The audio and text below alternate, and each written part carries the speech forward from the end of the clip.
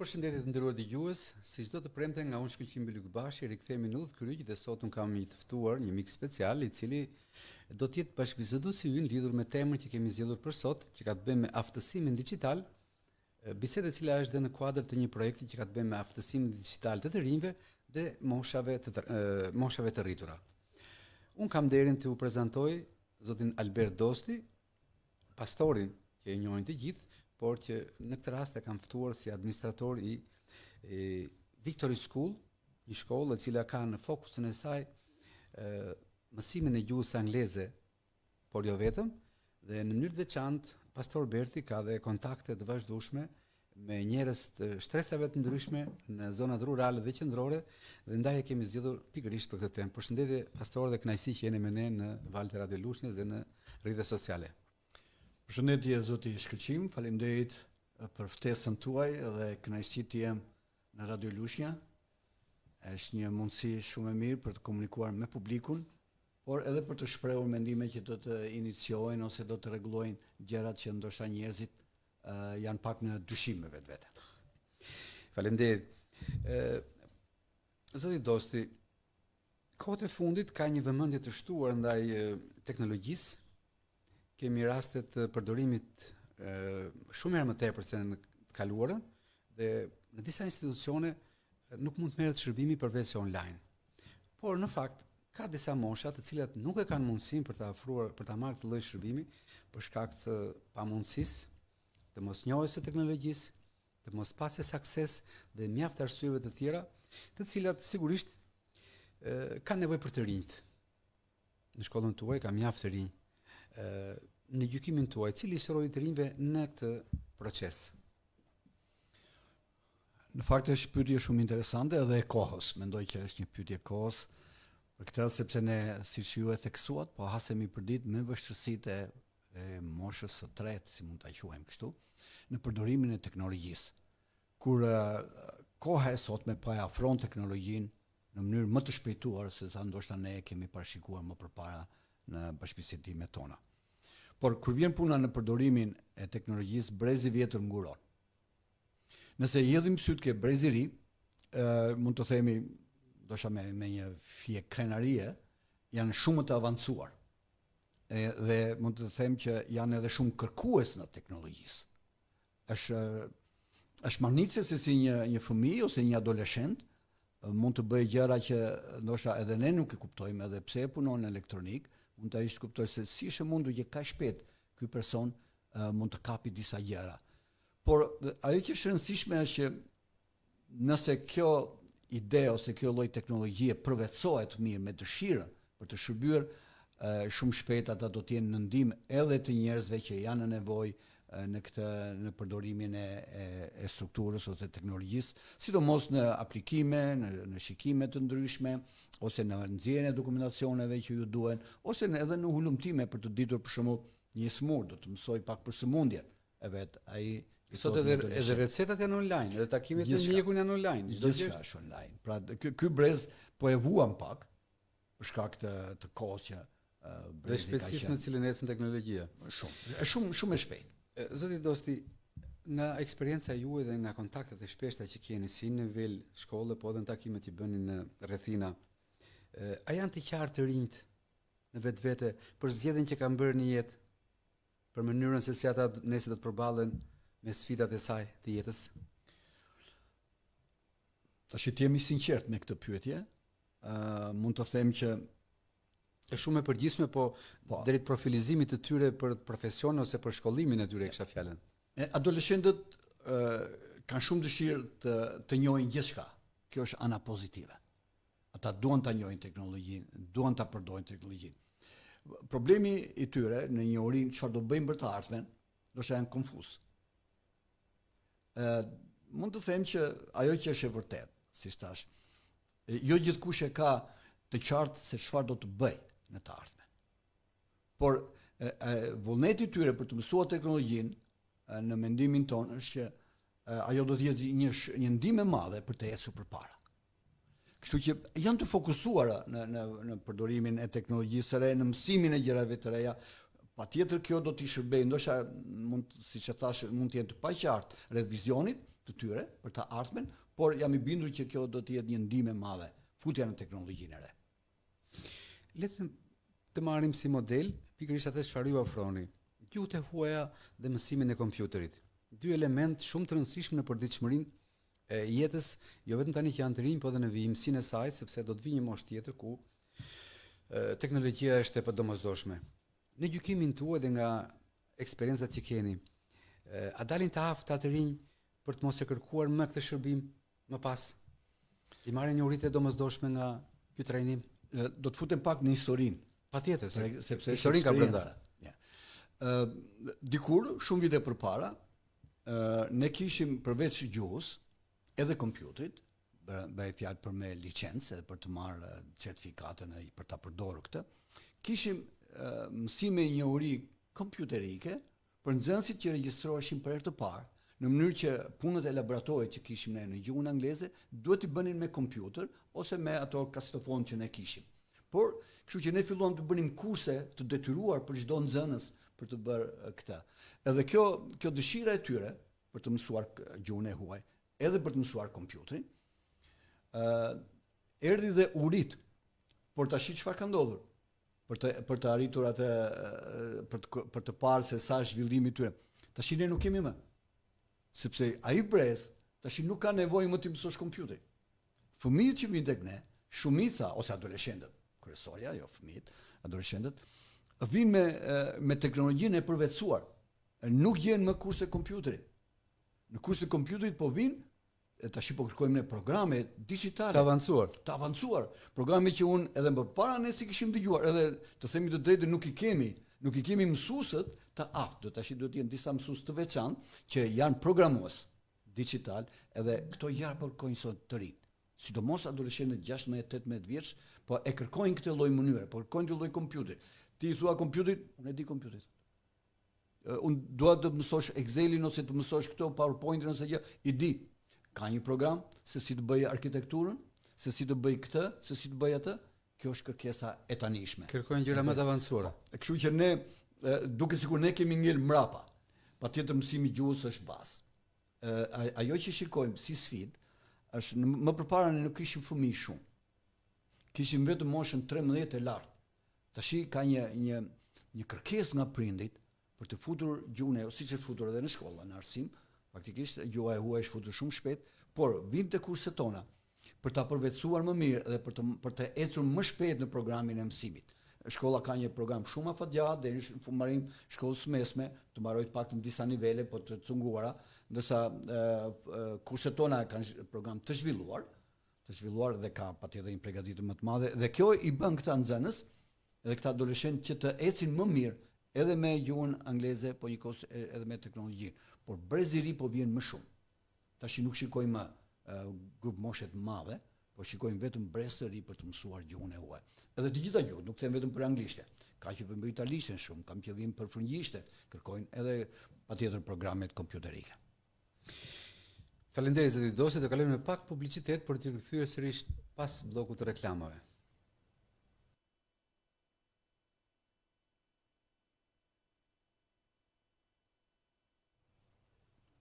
U rikthyem sërish bashk live të nderuar dëgjues, jam me Albert Dostin, pastorin e Kishës Ungjillore dhe administratori Victory School.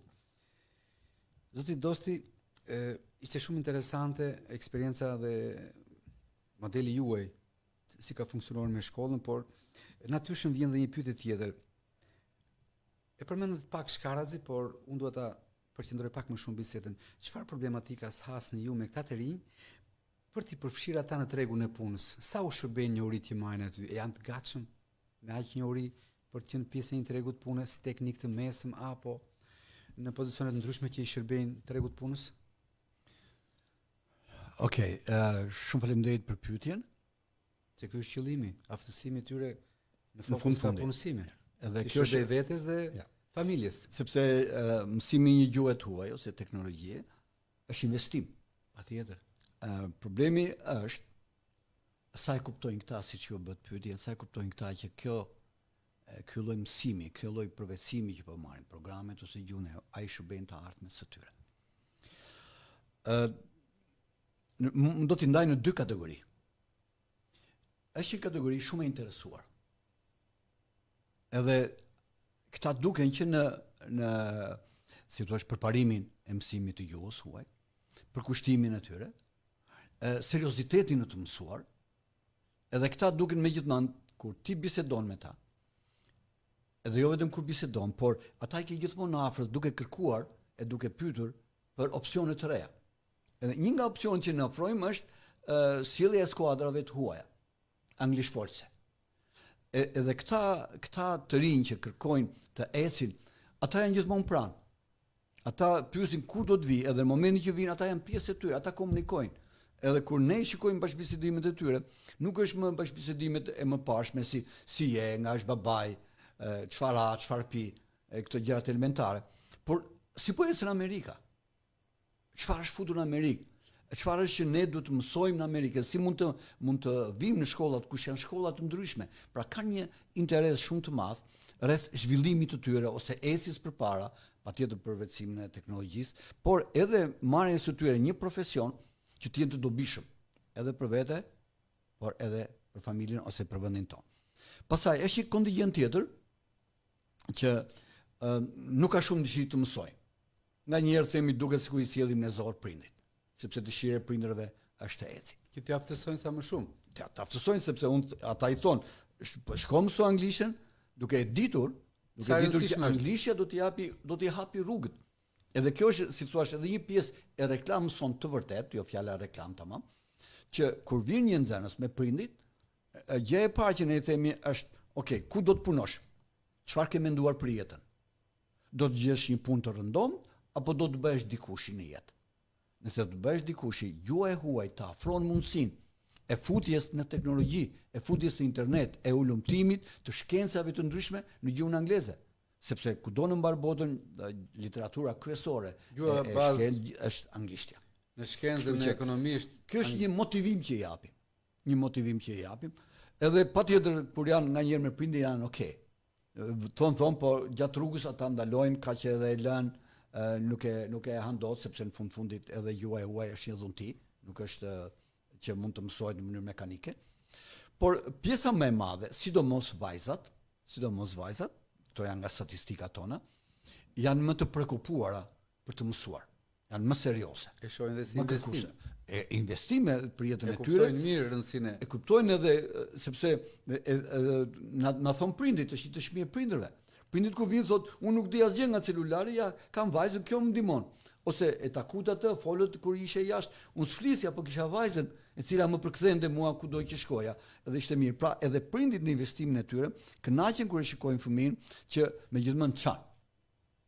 I themi ne fjalën në shqip, çan përpara, nuk ka nevojë për dikë tjetër, është e zonja vetvetes, por këto lloj ndikojnë edhe në ecjen e tyre përpara në mësimin e gjuhës. Ato vinë më me shumë njohuri. Më me shumë njohje të shkencave të ndryshme. Edhe ne kemi shumë studentë sot që janë jashtë, edhe kanë zënë në puna shumë të mira, edhe në vende shumë të mira, edhe e kujtojnë Victory School, edhe shkruajnë mesazhe që ne kemi mësuar gjuhën e huaj. Dhe çfarë ka bërë? Mësimi i gjuhës huaj e anglishtes i ka bërë ata të jenë dikush i jashtë. Edhe njerëzit habiten. Unë kam eksperiencën e vajzës time, kur unë shkoja në fillimet e mia jashtë, të huajt habiteshin si është mundur shqiptari, që se njihnin fare kush ishte, dinin kaq mirë anglisht. Edhe sot kur vin, gjë e parë që i bëjnë, komenti i parë që i bëjnë, të rinjve tajnë thotë ti e flet shumë mirë anglisht.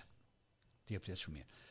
Kjo tregon dëshirën e madhe që kanë edhe mundësitë që ndoshta janë duke kërkuar në jetë për të ecur përpara. Zoti Dosti, ka disa grup mosha të rinj që përmendë vetë dhe ka filluar të shtohet numri i fëmijëve, të cilët duan të marrin njohuri të gjuhës angleze dhe pasi e kanë marrë një lloj aftësimi, po e quajmë digjitale ose me teknologjinë, sepse kjo pjesë që do të përmend ha shumë diskutim sot në shoqërinë tonë dhe në atë botërore, për kohën, pra për moshën kur do t'i ofruar teknologjia fëmijëve. Por ky nuk është rasti për të testuar një gjë të tillë, po le të marrim anën pozitive të kësaj grup moshe që e merr herët celularin dhe këtë e përdor për të zgjeruar njohuritë dhe për të përmirësuar aftësitë e tij, jo vetëm teknologji, por për ndihmuar edhe familjen. Kemi shumë raste. Ju sapo përmend një rast të tillë. Por këta të rinj, sa të vëmendshëm janë që nëse duan të bëhen pjesë e tregut punës, sepse ju e thatë, jo të gjithë përfundojnë me studimet larta. Ka nga ata që me shkollë të mesme, për 1000 arsye, qoftë ato ekonomike, qoftë për jo aftësitë e duhura për të vazhduar shkollën e lartë, por sot koha ka treguar që edhe një teknik i mesëm mund të bëjë një karrierë të shkëlqyer, sepse tregu i punës ka treguar që ka kërkesa të jashtëzakonshme dhe paguhet mirë. Çdo ditë po rritet kërkesa për këtë kategori. Sipas jush, këta të rinj kanë një historik të tyre të mëparshëm. Çfarë kanë këta? Kanë të veçantë, kanë nga angazhimi apo edhe ndryshojnë profesione sepse nuk e gjejnë vetëm tek i pari dhe këtë i referon dhe kontakteve që keni dhe në rrethina. Gjeni zanat dhe se gjejnë veten, apo janë kërkues nga natyra për të gjetur një profesion që paguhet më mirë? Është pyetje interesante. Është pak e gjatë. Është edhe e gjerë shumë? Po, edhe shumë e gjerë, por ndoshta do të fokusohem në 2 drejtime të shkurtra. Gjë e parë në futjen e teknologjisë së fëmijës, që siç e nisët pyetjen. Në rastin tuaj është pozitive. Në rastin tonë është pozitive, sepse ata janë por aftësuar në anën prindërore, prindit nuk duan shumë, edhe sot ka shumë informacione për sa kohë duhet ta mbajë një fëmijë celularin e tjerë. Por le të heqim fjalën celular. Nga një celular nuk është i dobishëm. Është i dëmshëm celulari. Por le të marrim një teknologji tjetër që quhet iPad. Një fëmijë mund të përdorë një iPad. Edhe nëse marrim disa eksperienca që janë jashtë, shkollat i pajisin fëmijët me iPadet e tyre. Ku shkon një fëmijë duke filluar që në shkollën fillore, japin iPad fëmijës, e kanë programet mësimor, i kanë ato që duhet të mësojnë fëmijë, pra iPad të kontrollueshëm. Nuk mund të futet vetëm me kodin e shkollës. Edhe çfarë bën fëmia? Shikon zhvillimin e tyre në mënyrë të drejtë. Ne friksohemi nga celularët, friksohemi nga teknologjia sot, sepse të jemi konshient nuk ka mbrojtje. Në programet tona nuk kanë mbrojtje. Fëmia mund të hapi një reklam edhe është i ekspozuar ndaj rrisjeve, nga abuzimeve, bullizimeve. Por ka një mundësi dhe mashtrimeve. Dhe të shikosh fëmijët që përdorin iPadin të kontrolluar, janë mjeshtra. Ato dinë si të futen, dinë si të kërkojnë, dinë si të bëjnë, edhe për çfarë lloj zanati që ose profesioni që do të marrin në të ardhmen, ai është i gatshëm ta gjejë. Është i gatshëm ta gjejë, është i gatshëm të kërkojë dhe të mësojë nëpërmjet teknologjisë. Kuptohet që jo gjithçka që ata mund të kenë vizion ose dëshirë për të vazhduar, do ta përplasë jeta. Jeta mund ta çojë në shumë pozicione të ndryshme, në shumë rrethana të ndryshme. Ndoshta mund të ketë nganjëherë edhe dëshirë për të mësuar, por kush do të japi rezultat? Ndoshta edhe një punë profesionale që do të japi sukses, do të japi zanat, do të japi mundësi për të mbajtur, po një mundësi edhe për të rritur biznesin e vet. Tani, nëse ne mendojmë për ata që do të ecin përpara, patjetër jeta do t'i mësojë se ku duhet të shkojnë. Por nëse nuk kanë një qartësi se si do të ecin dhe çfarë duhet të përdorin, ndoshta do kenë probleme. Është mirë për prindit, është mirë për shkollat që të fokusohen pak a shumë në një drejtim. Nëse do të studioj për shkencat juridike, ai mund të futet në ato kanale ku të përdori gjithçka që ekziston, gjithçka që e ka mësuar për të përvetësuar jo vetëm me kulturë juridike. Kulturë juridike. Nuk merret vetëm me bankët e shkollës dhe me librat. Kultura juridike merret duke studiuar të tjerat. Çfarë do lloj profesioni, çfarë do lloj shkence. Dhe një histori juridike shumë e bukur për ta përkthyer nesër në profesion, ta kesh si rast, si model rasti për të arrituar. Ja, do të jap vetëm një shembull, një ilustrim të vogël, këtë të diel që shkoi. Erdhi një djalë parashkollor, edhe kishte një iPad në dorë. Edhe unë i thash, çfarë po bën? Po prindi i tij më tha, dëgjoj çfarë po bën. Edhe ai kishte hapur atë muzikë. Si duket ai kishte një dhunti për muzikë, edhe dëgjonte muzikë. Ishte një program që ishte si piano, kështu që duhet të mësoj edhe pianon, por ai e kishte rritur në disa nivele që dëgjonte muzikën që ndoshta ai kishte luajtur vet. Pra iPadin ai po e përdorte pikërisht për vetveten. Për vetveten edhe nëse në funksion të dhuntisë si ka. Të dhuntisë nuk e ta çosh në kurs, ai është duke përvetësuar teknologjinë që ka për vetveten, edhe prindi ishte shumë i kënaqur që shiko çfarë bën. nuk po e përdor për të parë një film, nuk po e përdor për të parë një emision, po e përdor diçka që i shërben të ardhmes së tij, ose dhuntisja e ka që në të ardhmen ndoshta do të bëhet një kompozitor, një muzikant. Zoti Dosti, është shumë interesante biseda sa i përket teknologjisë, sepse është pafund, por në këtë pjesë të dytë unë doja të bëj edhe një pyetje para se ta mbyllim të pjesë të dytë që siç e përmenda, që ka të bëjë me mbrojtjen e fëmijëve nga teknologjia.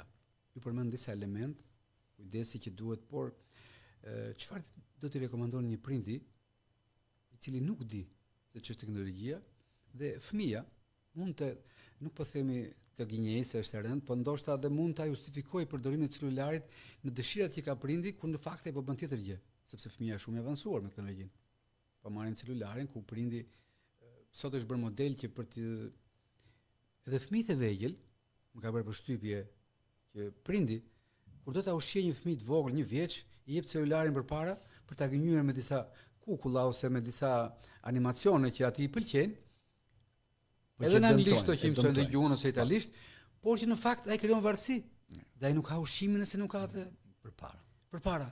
Por më pas kjo kthehet dhe në një, duke qenë se ai që i vogël rritet në teknologjinë, ai është i aftë dhe ta përdor teknologjinë për të krijuar situata në favor të vetes.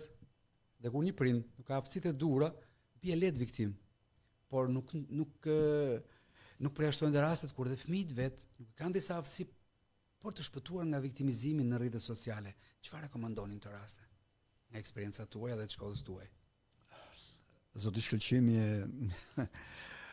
ke pregur një themrën e akilit, se flasim me të vjetrën. Është një problem shumë i madh sot. Kjo lloj teknologjie në duart e fëmijëve. Edhe shumë prindër ankohen, shumë gjyshër ankohen, edhe prindit ankohen për gjyshit. Sepse nëse ka diçka që e ushqen fëmijën me këto gjërat që nuk janë të shëndetshme për fëmijën, janë gjyshit. Është më lehtë për një gjysh, duke marrë eksperiencën time, që t'ja lë fëmijës atë që ju përmendet, ekranin, duke menduar vetëm thjesht që detyra ime është të haj ushqimin, pa kuptuar në kontekst problemet në të. Tash unë do të them mendimin tim personal në vetveten time, Si mund të shmangim këto gjëra?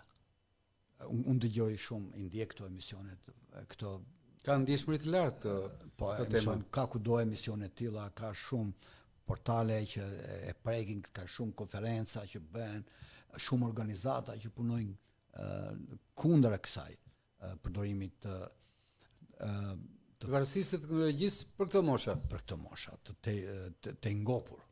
Fëmia ngopet më shumë se sa duhet të marri. Që do të thotë? Ideja ime është, ndoshta do të tingëlloj keq sepse njerëzit nuk e pëlqejnë fjalën disiplinë. Disiplina është domosdoshmëri. Po, fëmijët nuk e pëlqejnë fjalën disiplinë. Ose disa. Le ta quajmë rregull. Le ta marrim që duhet disiplina. Një prind nuk duhet të presi shumë edukim për disiplinën, ose nuk duhet të mendoj që dikush tjetër do ta disiplinojë fëmijën përveç se ata. Shkolla nuk e disiplinon dot. Paktën shkollat tona po flasim. Kjo është e vërtetë. Dikush mund të lëndohet, dikush nuk mundet. Baza e edukatës dhe disiplinës është familja. Ka pasur raste në shkollën tonë. Ti je një celular, ja ke marrë celularin, ai ka nxjerrë celularin tjetër. Nuk e kupton këtë gjë. Ai është i varur, ka marrë varësi nga ajo dhe edhe nëse ti do e ndalosh me celularin, ai ka marrë atë varësinë. Pra, si themi ne, s'është i përqendruar nëse e merr celularin. Absolutisht. Nuk ka mendje në mësim.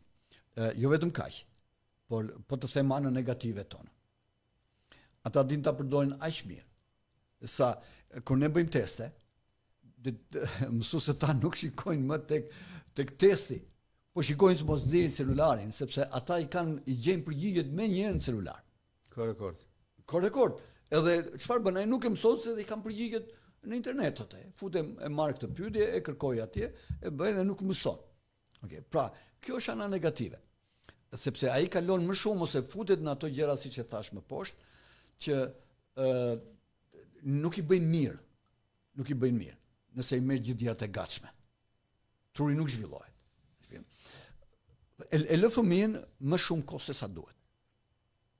një nga problemet e prindërve është që nuk e heqin dot fëmijës celularin, ose nuk e disiplinojnë që ti duhet të kesh kaq kohë në celular, ose në iPad, ose në kompjuter, por do të shikosh këto programe. Të them të drejtën, pa mburje, këta e shikoj që unë kam vajzën e kam jashtë, edhe kam të njëjtën teknologji dhe shumë më të zhvilluar, por ka një disiplinë që mua nuk më pëlqen, sepse unë dua të argëtohem me nipin dhe mbesën, por ata kanë një disiplinë. Kaq orë në ditë. Edhe do të shikosh këto gjëra. Nganjëherë prindit e shikojnë bashkë me të. Nëse ka për të studiuar, ai ka iPadin e vet që studion, ku e ka të gjithë informacionin e duhur për studiuar. Por pastaj kur kalon në celular ose në një iPad tjetër që siç e vetë dhe do të ngelet më saj, ai ka marrë varësinë edhe shumë vështirë që prindit në këtë situatë sot të mund të shmangin. Sepse ne dim sa kohë kanë prindit tanë në Shqipëri për të ndenjur pranë fëmijëve. Sa kontroll kanë ata ndaj fëmijëve. Sa të aftë janë për ta kontrolluar. Ose sa të aftë janë. Okej, ne themi le të kaloj kështu. Po kjo dëmton sistemin nervor të fëmijëve. E dëmton. Shkencërisht e dëmton koha e tepërt e kaluar, edhe marrja e informacionit që nuk është për trurin. Është si një ushqim, i themi ne. Ti nuk mund të ushqesh një bebe me mish. Do t'i bësh mualebin, do t'i bësh atë që do të haj. Kështu që edhe një fëmijë dhe kaloritë që i nevojitet ti nevojitet edhe në mënyrën se si duhet ta marrë, përsëri ti si prind e përcakton. Edhe nëse ti e vazhdon këtë edhe me teknologjinë, do ta ushqesh shëndetshëm një fëmijë, edhe do ta bësh të aftë. Ndryshe mendja e tyre do të vallëzoj. E shikojmë në ashtu, fillon nganjëherë diskuton me adoleshentët dhe futet në ca fusha që vështirë të japësh përgjigje. Zakonisht unë gjej një zgjidhje. Ka të studioj dhe unë çik ku ka ashtu të jap një përgjigje, sepse bëjnë ca pyetje që kanë parë në kontekste edhe vin ti ngrej. Por kjo nga një anë është e mirë, por nuk është e dobishme për zhvillimin edhe parakoshme. Do të kalojmë pak publicitet, sepse e kaluam çik me kohën. Hapësirë publicitare dhe kthehemi sërish me zotin Albert Dosti, pastor i Kishës Ungjillore dhe administrator i shkollës Victory School.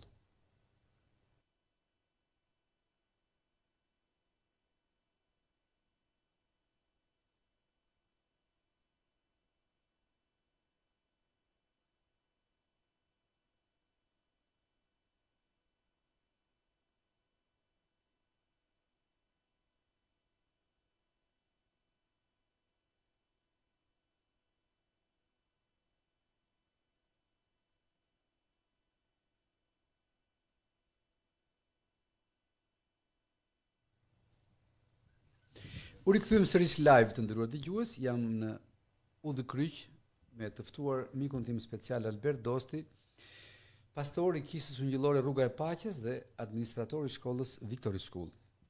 E ndërprem në pjesën e dytë bisedën, kur ishim duke folur mbi disa nga rekomandimet që propozoi zoti Dosti lidhur me mënyrën se si do t'i trajtojmë fëmijët në raport me teknologjinë, me celularin, varësinë e tyre dhe mënyrat se si mund t'i kontrollojmë fëmijët nga përdorimi i tepërt, nga abuzimi, po pse jo dhe nga keq përdorimi i kësaj teknologjie deri në riskun ndaj shëndetit.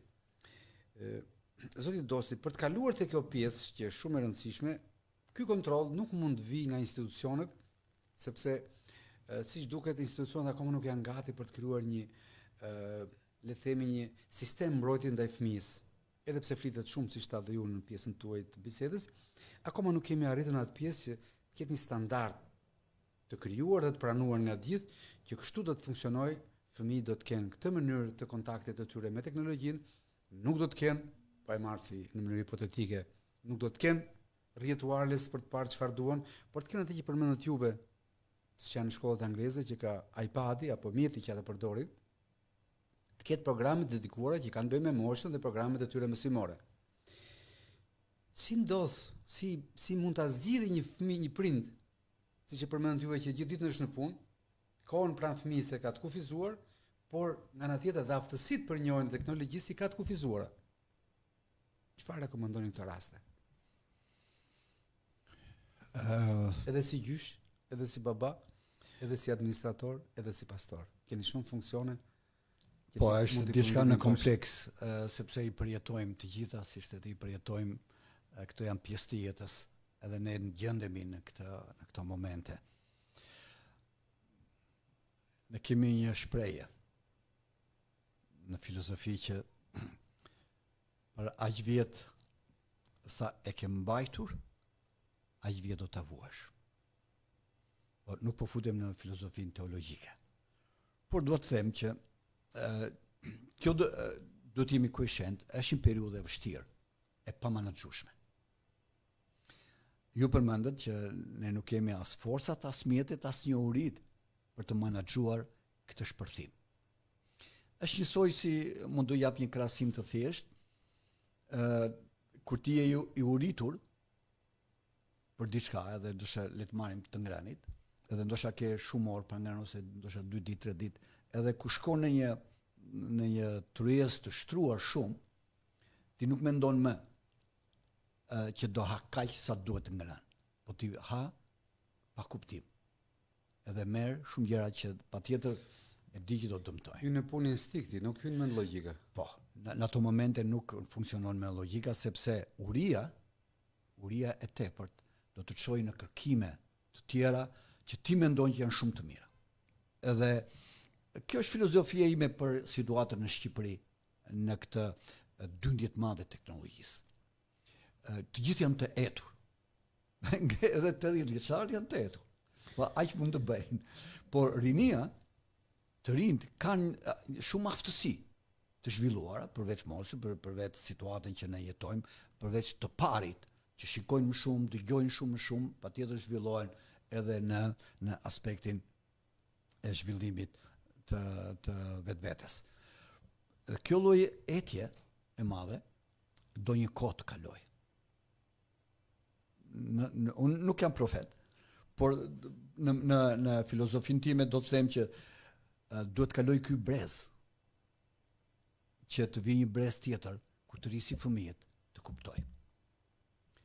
Brezi jon i shekullit kaluar, sepse jemi në shekullin tjetër, ka shumë vështirë të ndali këtë ecje ose këtë uri kaq të madhe për teknologjinë. Nuk e ndal dot fëmijën, nuk e ndal dot adoleshentin, sepse ju përmendet në bisedën tonë që fëmia nganjëherë ka si një kyç atë si një çels nga prindit, sepse i jep një ndihmë prindrit, edhe patjetër duhet që prindi ta marrë, të fitojë shërbimin e fëmijës dhe do ta lejoj ta bëj këtë gjë, të marrë më shumë informacion sepse mua më duhet më shumë. Okej. Mund të them në rastin tim, unë vetë kam mbaruar për teknologji, e kur vjen puna me rritjen e djalit tim, si thua, unë u tërhoqa dhe djali eci përpara shumë, tash është një profesionist në IT. Por çfarë ndodh? Tash unë i kërkoj ndihmë atij. Edhe i them, kompjuteri im kam këtë. Kompjuteri im ka këtë. Televizori im ka këtë. Edhe më pëlqen kur ai futet në sekond tak të sill të gjitha gjërat parametra. Kjo vjen nga qëndrimi juaj pasiv gjatë kësaj periudhe për shkak të sigurisë u jep djali apo për shkak të evoluimit të teknologjisë? Jo, teknologjia ka ecur më shpejt se sa ne. Sepse edhe mosha dhe edhe arsimimi dhe teknologji, ne kemi mësuar shumë vonë teknologjinë. Patjetër edhe mosha, njeriu është ndërtuar që jo gjithçka mund ta kapi në çdo moshë. Në çdo moshë ka fazën e vet për të marrë njohurit ato ngarkesën që do ose zhvillimin. Truri percepton dhe përpunon. Nuk mund të marrë gjithë elementet. Kështu që kjo lloj që po ndodh tash me brezin, edhe liria që po i japim prindrit ose shkollat, që në pamundësi shkollat kanë problem tjetër, kanë pamundësi për t'i kontrolluar. Prindrit kanë mundësi, por nuk e bëjnë dot. Kjo duhet të kalojë kjo periudhë tranzicioni. Kjo është e vështirë. Është si çdo tranzicion tjetër, Shqipëria do të vuajë edhe këtë, edhe një pjesë e mirë e adoleshentëve, të rinjve, po zhvillohen shumë. Por tham që zhvillimi i tepërt jashtë grup moshës së tyre është edhe dëmshme për trurin e tyre, për jetën e tyre, po edhe për informacionet që marrin. Kthehemi te postulati i vjetër, çdo gjë me tepri është e dëmshme. Në projektin realizuar nga Horizonte EU lidhur me aftësimin digjital dhe përgatitjen e disa moshave në zona urbane dhe rurale për të marrë shërbimet bazike në teknologji në drejtim të punësimit apo të marrjes shërbimeve nga Albania, edhe një pjesë e komunitetit tuaj u përfshi në këtë trajnim dhe në fund ne shpërndam disa formular për të kuptuar në ç'i nivele kanë marrë ata njohuritë. Në perceptimin tuaj dhe nga kontaktet që i keni shumë më të shpeshta dhe më të afërta, a ndikojnë do pak tek këto mosha ky aftësim dhe ai përgatitet ndo pak në atë numër të madh që përfituan në njëri prej tyre të jetë në gjendje ta përdori sa do pak teknologjinë për të marrë shërbimet bazike? Ju ishit vetë në këtë trajnim dhe ju e pat dëshirën e madhe që kishte ose kishin të gjithë për të futur dhe për të përdorur sidomos futje në këto sistemet e kërkimit të dokumentacioneve të tyre ose të njohurive të tjera. Por gjithmonë që nganjëherë nuk është, si thua, nuk është e vërtet që njerëzit të riqen thonë apo s'është mosha ime, apo nuk e bëj dot, edhe ngelen pasiv. Por në përgjithësi, edhe nga aplikimet që ata bën, mund të them vetëm atë që ato më thanë në fund ose më pas. Duam një trajnim tjetër, po më të gjatë. Që do të thotë që ai lloj trajnimi i nxiti, po ne kuptojmë trajnimet janë të kufizuara, janë disa kanë të vinë një ditë. Nëse do të jenë përsëritura, ata do të lënë po, gjurmë për të përsëritura edhe si të thuash pak më të përshtatura për grup moshe. Ose të jap një ilustrim, ne kemi klasën e kompjuterave, edhe nëse ti ja mëson kompjuterin vetëm duke dhënë gjërat në tabel, edhe pa e përdorur kompjuterin vet, ndoshta ato e kanë më të vështirë, mund ta kapin. Sigurisht që është më vështirë. Kështu që edhe teoria me praktikën duhet të alternohen. Të jenë bashkë. Do të japësh kaq teori, po duhet pa e kaluar në praktikë, mos e kalojmë shumë. Po. Kjo do të ishte më efektshme që sepse celular kanë të gjithë. Tash pothuajse 90% janë mjeshtat të celular, din të flasin, din të futen, din të bëjnë disa gjëra, por ndoshta nuk din të bëjnë download një program ose diçka tjetër që të mund ta gjëra më të avancuara. Por nëse e shikon këtë, për shembull një pensionist mund të mësohet për ata që ju vjen në numër llogarisë ju vjen pensioni, që ka kaluar apo s'ka kaluar pensioni, ai ka programin, mund t'i mësohet programi edhe e shikon, kanë ardhur lekët, kanë kaluar lekët në ata që marrin nëpërmjet postës shqiptare. Postës shqiptare. Ose nëpërmjet bankës. Pra, ka një mënyrë që ata e duan, ata e shikojnë që është shumë e domosdoshme përvetësimi i kësaj teknologjie për të përdorur dhe për të marrë përfitime. Dhe donin, e tha ne duam një trajnim që të jetë më i avashtë për grup moshën, po kanë drejtë thashën, po disa ishin shumë të rinj, e thoshin se ne i dim këto i thash. Ti ju e pat edhe ato bëjnë ndarë në grup mosha të ndryshme. Kështu që po interesi është patjetër futja e teknologjisë edhe përshtatja me jetën, edhe integrimi bashkë me jetën, do të thotë që është shumë e nevojshme për njerëzit edhe duhet të funksionojë në të gjitha grup moshat. Edhe dua t'ju shpreh falënderimet për atë lloj trajnimi sepse ishte shumë efikas. Edhe kishin shumë dëshirë të plotësonin. Për të treguar njohuritë që kishin marrë. Unë kam plotësuar, i kanë marrë, bile sot të dërgova një mesazh, ju lutem sillni vetëm një pjesë më e madhe më dorëzuan që të dielën, se ulën të gjithë në sallë të shikojë, edhe pjesa tjetër i ka plotësuar këto 2-3 ditë dhe i ka sjell. Zoti Dosti, ka një situatë që shpesh e përballemi dhe ju përmendet në një pjesë tuaj që ka pyetje të cilat na vijnë dhe si jemi në gjendje të japim përgjigje. Por ka situata të cilat kanë përshtypjen, është mendimi im, por të cilat i ofrojnë kësaj kategorie këtyre grup moshave pak më herët se ç'duhet. Sigurisht që kjo pjesë që ne po bëjmë tani është një mikroprojekt, është një nxitje, por nuk është mjaftueshëm sepse sapo e kanë shprehur me gojën e tyre që ne duam seanca të tjera, duam më shumë seanca dhe të alternohen teoria me praktikën. Kam përshtypjen se mbyllja e këtyre sistemeve që ofrojnë shërbime për këto kategori, pra kur një shtet, një qeveri bën shërbimet online, duhet t'i japi kohën e dur dhe këtyre moshave ose mundësinë që ata të lloj shërbimi të mund ta marrin pa pagesë, sepse me pensionet e ulta, me vështirësitë në përdorimin e teknologjisë, detyrohen të shkojnë në disa pika që ofrojnë shërbime dhe sigurisht çdo shërbim i ofruar ka një pagesë, ka një kosto, ndaj mos ndoshta për këtë kategori ishte pak herët mbyllja e Adisës për shembull si sistemi i ofrimit të shërbimeve, edhe me pagesë për disa shërbime, por edhe pa pagesë për sa gjëra bazike. Është një pyetje që po të ulesh me brezin ose grupin e tretë, grup moshës së tretë, si themi ne, është shumë e domosdoshme dhe thuajsi e vajtojnë kohën e Adisë. Tash çfarë ndodh? Të jemi real, ata janë duke kërkuar këtë shërbim nëpërmjet fëmijëve tyre, nëpërmjet të afërme, nëpërmjet i kafeve internet që janë ose nëpërmjet shkolla. Eksperjenca janë na vijnë disa, na thonë të lutem ma bëj këtë, duke shfryzuar internetin tonë ose kompjuterin tonë. Po përpara ishte programi qeveritar. Okej, tash nuk funksionon.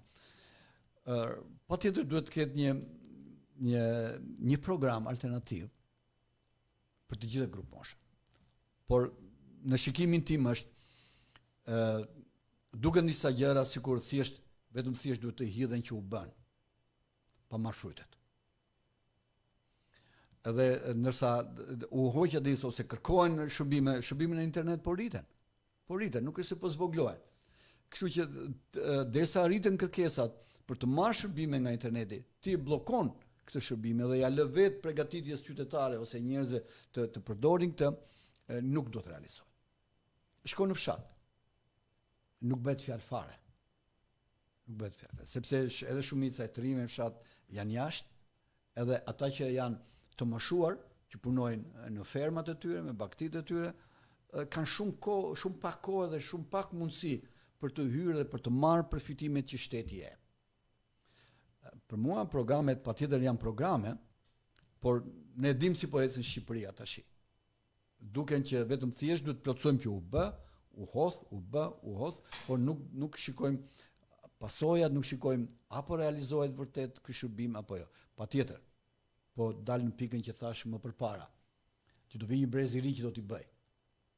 Kjo është pak vuajtja e këtij brezit që nuk po i merr. Kosto që do paguaj për po i paguan brezi i tretë, i cili i do këto shërbime, edhe shumica e shërbimeve të tyre janë për këta, për këtë grup mosh, por këto nuk i marrin. Një adoleshent s'ka nevojë për një certifikat. Një adoleshent nuk ka nevojë për të vajtur, për të pyetur për diçka ose për të nxjerrë një gjë ose për të marrë edhe shërbimin postar etj. Nuk i duhen shumë shërbime. Nuk i duhet as të aplikojë ke Albania për të bërë diçka tjetër. Ai koha e tij është vetëm të studiojë dhe të ulëmtojë në programet kompjuterike ose shkencore për të përvetësuar. Nuk i leverdis shumë. I thot babai më nxjerr këtë, çka e ta nxjerrun tak e nxjerr dhe ikë. Po brezi tjetër jo. Tash ndoshta gjërat janë shumë vonë dhe është një zë që i themin e do ngelet në ajër, por Zoti do dëgjoj këtë lloj lutje që të ketë një program alternativ në kohë edhe me grup moshat, ndryshe nuk funksionon. Nëse e bën vetëm për ta bërë, edhe për të dukur dhe për të mbushur programin, ose për të bërë notën 10 në fund fare, kjo patjetër do të ngeli 20 veta. Zoti Dosti, pjesa e fundit që dua të ndaj me ju dhe dua t'ju falenderoj, përfitoj nga rasti për kontributet që keni dhënë në mënyrë të vazhdueshme për lehtësimin e shumë familjeve në jetën e tyre të përditshme, duke ofruar disa forma, mekanizma, mjete apo ndërhyrje të programeve tuaja për të lehtësuar jetën e shumë familjeve në nevojë. Do të kalojmë në një pjesë shumë të rëndësishme, e cekët pak më parë dhe unë bashkë me ju, por unë do ta sjell pak më në fokus dhe kërkoj mendimin tuaj. Një nga mënyrat në gjykimin tim për të larguar fëmijët të rinjt, por dhe moshat e treta, për t'i dhënë mundësinë që të jenë më aktiv në jetën e tyre e përditshme, është ofrimi kushteve që fëmijët të rinj, nëse nuk kanë një alternativë, sigurisht do të ngelen pengë teknologjisë, si celularit, iPadit, kompjuterit, filmit apo programeve të tjera që e kanë çuar në një jetë pasive. Në gjykimin tim dhe të programeve ku jemi përfshirë, trajnimeve që bëjmë herpashere si shoqëri civile, mungojnë ambientet për fëmijë, për të rinj që ata të kalojnë kohën e lirë me sporte, me aktivitete të përqendruara që kanë të bëjnë me aktivizimin fizik të tyre, pa teknologji, me ushtrime, dhe ju keni sjellë të grupe të huaj, të rinj dhe të vjetër, të cilët në kampet tuaja verore I jep një formë dhe një alternativë tjetër të rinjve ku nga bisedat tuaja po edhe nga persona që janë përfshirë në këto kampe, koha me celularin shumë e shkurtër, por s'thënë që nuk u ngelet kohë për celularin. A është e mundur që ta shtrim këtë eksperiencë tuaj dhe në zonat rurale, le ta fillojmë me disa kënde lojnash modeste, me disa programe edukuese, me disa aktivitete të cilat I përfshin të rinjt dhe fëmijët në gara sportive, në përdorimin e trurit pa ndikimin e teknologjisë, në aktivitet fizik, të cilat në fundit përpos të mirave të tjera që është socializimi, mbushja e kohës, kanë të bëjnë me largimin nga teknologjia. Ka shumë faktor. Si e gjykoni ju referuar eksperiencave që keni dhe modeleve që jam I sigurt që keni me shumicë në aktivitetet dhe programet tuaja? Pyetje e shtrirë në kohë, por përgjigjja do të jetë e koncentruar, se jam I sigurt që ma kuptuat pyetjen ku e kam. Po e kuptova dhe më dhëm shumë.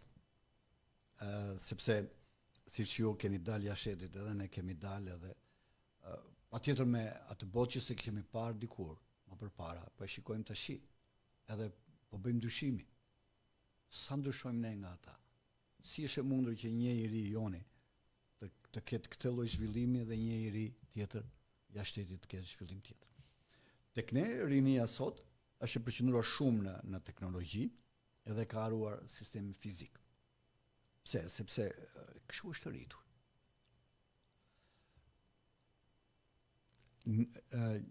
Me keqardhje ta them, nuk ekzistojnë këto terrene në Shqipëri. Le të marrim për Lushnjën, ne na dhëm Lushnjën. Nuk ekzistojnë. Që do të thotë që në moshë të vogël, prindi do ta marrë fëmijën, sot do ta çojë në filan vend. Okej, javës tjetër premton fëmijës, do të çojë ta tregojnë çik në kompjuter, do të shikojmë në këtë, çfarë lloj lojrash ka. Shkon fundjavën tjetër në një kënd tjetër. Ose vet adoleshentët në mbarim mbasdite, ata duhet zgjedhin në bashkësi me njerëz tjetër, do të zgjidhin llojin e lojrave, po të kenë mundësi të bëjnë gjithçka. Le të flasim për Lushnjën, çfarë ka Lushnja? Të shkosh përveç kalçetës. Tash edhe kalçetot, me sa shikoj, se edhe vet lozim, ka rënë cilësi e kalçetave. Janë kthyer në fusha të prishura. Kërcen topi lart e poshtë. Pastaj një kalçeto nuk afron zhvillim, vetëm është për një kategori të ngushtë që din të lozin futboll ose lozin futboll. Por kur themi për një kënd lojë, nuk është masive. Nuk është masive. Edhe nuk është se ka sjell ndonjë dobi shumë të madhe, thjesht ka mbushur kënaqësinë atyre që din të lozin futboll. Por po pjesa tjetër. Që është shumë e madhe në numër. Një kënd sportiv, quhet kënd. Përfshihen të gjitha elementet për zhvillimin fizik të fëmijës. Të gjitha llojet.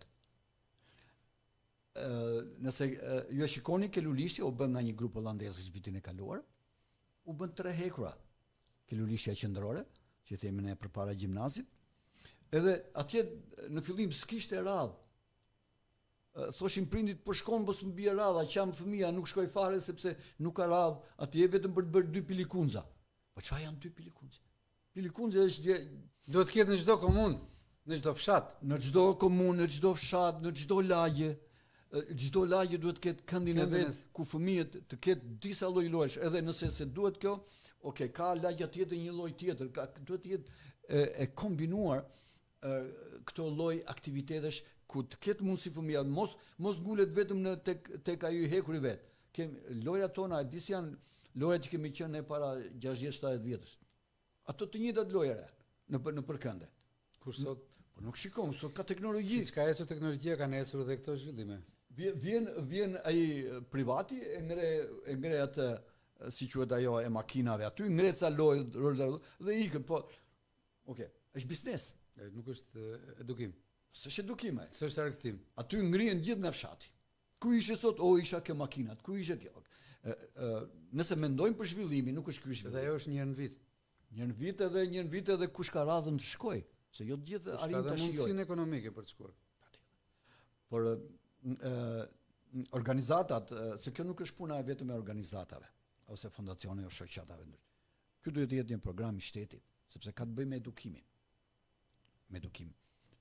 Kur ke parti që të shkojnë një grup njerëzish që shkojnë lart ke antenat. Përveç Edit që shkon një javë. Po këto janë personale.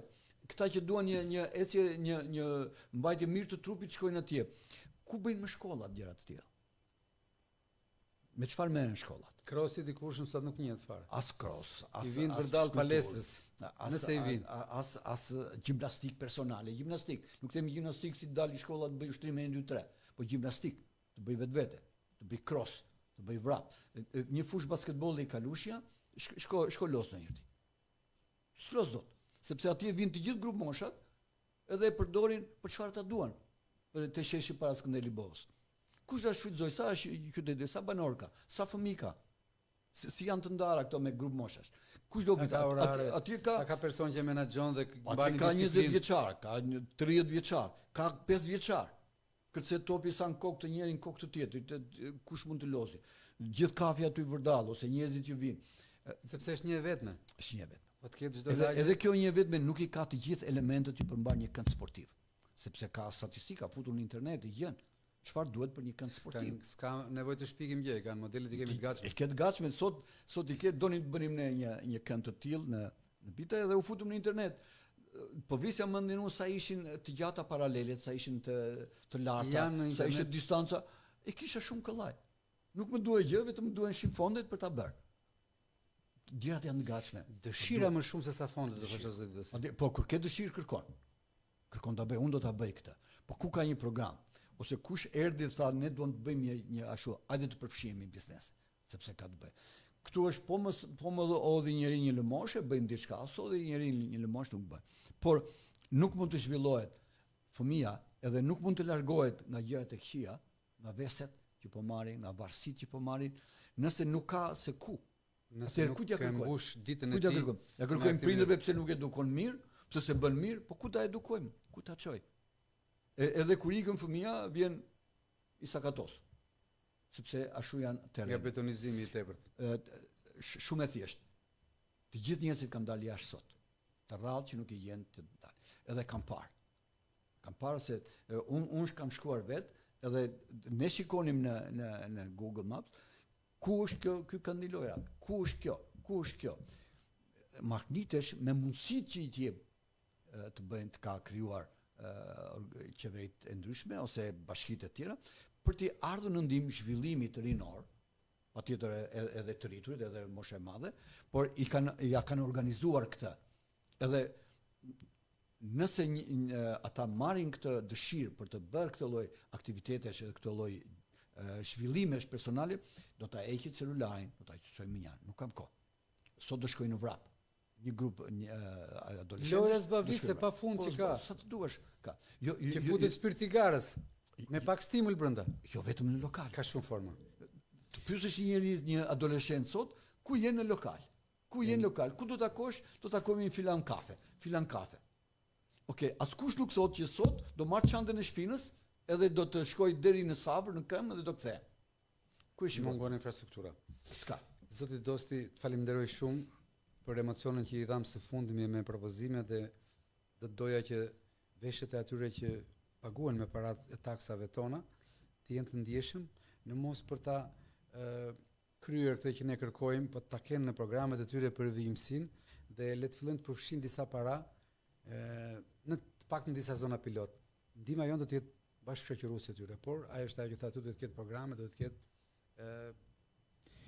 ketë projekte të mirëfillta që të përfshin gjithë strukturat. Unë të falenderoj shumë për kohën, për mendimet tuaja dhe shpresoj që komuniteti juaj, gjithë njerëzit që ju mbështesni, por në mënyrë të veçantë edhe partnerët tuaj nga jashtë na sjellin modele të reja që atë çfarë i tham sot në teori të mund t'i tregojmë dhe nesër në praktik me modele konkrete.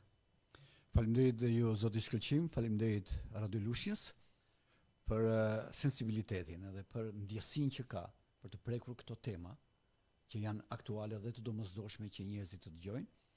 Edhe patjetër ju falenderoj që më ftuat personalisht, por jam gati gjithmonë që të diskutojmë këtë edhe të investojmë në të gjitha ato që ne disponojmë. Njohuritë, miqësitë, partneritetet që kemi, bashkëpunime, organizata, çdo lloj që vjen. Nëse ka një program siç ti e përmendë, nëse ka një kërkesë, nëse ka një dëshirë do të dalë në profilin tim, Zoti do të siguroj. Me fjalët tuaja mbyllim këtë udhëkryqje për sot, të nderuar dëgjues dhe ju ndjekës në rrjetet sociale. Mbyllim një bisedë shumë interesante me Albert Dostin, pastori i Kishës Ungjillore Rruga e Paqes, administratori i shkollës Victory School dhe një nga partnerët e Horizonte U dhe Radio Lushnjës në çdo aktivitet dhe nisim që kanë në fokus komunitetin dhe përmirësimin e jetës në çdo skaj të Bashkisë Lushnjë, por dhe më gjerë. Unë ju falenderoj dhe ju takim për të premten e ardhshme.